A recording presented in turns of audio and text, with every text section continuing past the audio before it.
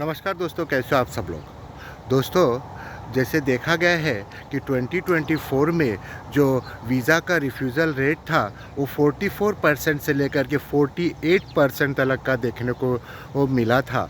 तो दोस्तों, अगर आपका इंटरव्यू 2025 में है तो जो वीज़ा रिफ्यूज़ल के जो 5 रीज़न्स हैं वो मैं आपके सामने रखता हूँ। अगर आप इन 5 रीज़न को आप अवॉइड करते हो तो आपका वीज़ा अप्रूव होने में बहुत बड़ी हेल्प मिल सकती है।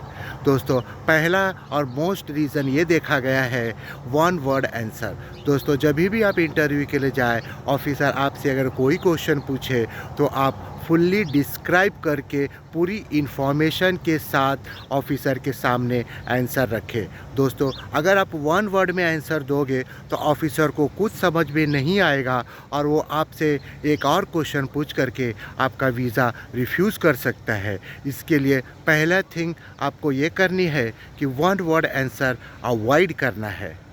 सेकंड इम्पॉर्टेंट रीज़न ये देखा गया है कि जैसे कि मेमोराइज्ड आंसर या गूगल सर्च आंसर। दोस्तों, कुछ लोग क्या करते हैं, इंटरव्यू के जाने से पहले रट्टा मार के गूगल से आंसर सर्च करके वही आंसर ऑफिसर के सामने रखते हैं। लेकिन दोस्तों, आपके पहले और 100 लोगों ने भी यही सेम आंसर ऑफिसर के सामने रखा है। तो दोस्तों, ऑफिसर को तुरंत समझ में आ जाता है ये आपकी स्टोरी नहीं है, ये आपकी हाईलाइट नहीं है और ये आपके वीज़ा एप्लीकेशन के ऊपर एक बड़ा रेड फ्लैग हो सकता है। इसके लिए दोस्तों, ये अवॉइड करने के लिए आपको ऑफिसर के सामने अपनी हाईलाइट रखनी है और अपनी स्टोरी रखनी है। थर्ड रीज़न ये देखने को मिलता है कि lie to the visa officer. दोस्तों, अगर आप फॉर एग्ज़ाम्पल अगर ऑफिसर ने आपसे पूछा do you have relatives in United state, अगर है तो पूरी इन्फॉर्मेशन दे, आपका क्या रिलेशन है, कितने साल से है, कौन से वीज़ा पे है। दोस्तों, कुछ भी झूठ ना बोले, क्योंकि ऑफिसर जो होते हैं वो वेल ट्रेंड होते हैं, उनको सब पता चल जाता है। जैसे आप अपना मुंह उनके सामने खोलते हो, उनको पता चल जाता है कि ये बंदा क्या बोल रहा है, झूठ बोल रहा है या सही बोल रहा है। इसके लिए दोस्तों, और उनके पास एविडेंस भी होते हैं, वो तुरंत फाइंड आउट कर लेते हैं कि आप क्या बोल रहे हो, आपका कोई रिलेटिव्स है या नहीं है। इसके लिए दोस्तों, जो भी बोले सही बोले और अपने मन में ये ना सोचे कि अगर मेरा रिलेटिव्स का मैं बता दूंगा तो मेरा वीज़ा रिफ्यूज़ होगा। ऐसा कुछ नहीं, सिर्फ यही नहीं देखा जाता है, और भी कुछ जो 3-4 का आंसर दोगे आप, ये सब कंबाइन करके फिर ऑफिसर डिसीज़न लेते हैं।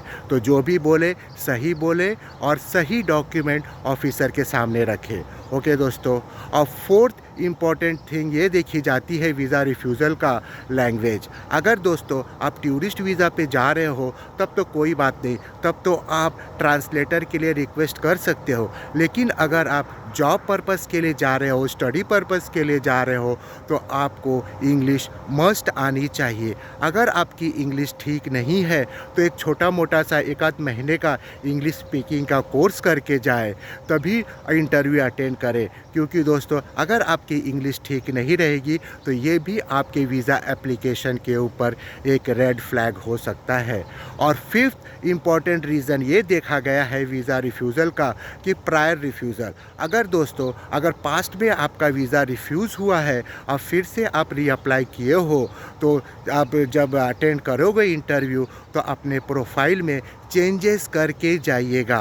क्योंकि अगर आप सेम प्रोफाइल में जाओगे ऑफिसर के सामने, अगर प्रोफाइल वही सेम रखोगे, जब ऑफिसर देखेगा कि मेरे कलीग ने ही इसको रिफ्यूज़ किया है इसी प्रोफाइल के ऊपर, तो बिना देरी लगाए आपको तुरंत रिफ्यूज़ कर देगा। इसके लिए दोस्तों, आपको कुछ नई हाइलाइट्स ऑफिसर के सामने रखनी है और अपने प्रोफाइल में चेंजेस लेकर के आना है। ओके दोस्तों, इन सब बातों का आप ध्यान रखिए। और एक बात मैं आप लोगों को बताना चाहता हूँ, आपका जो पर्पस है वो पर्पस आपका क्लियर होना चाहिए, क्योंकि यही फर्स्ट क्वेश्चन ऑफिसर आपसे करते हैं। और ये पर्पस बहुत लोग अनक्लियर पर्पस ऑफिसर के सामने रखते हैं। तो दोस्तों अपना पर्पस क्लियर कर रखिए ऑफिसर के सामने।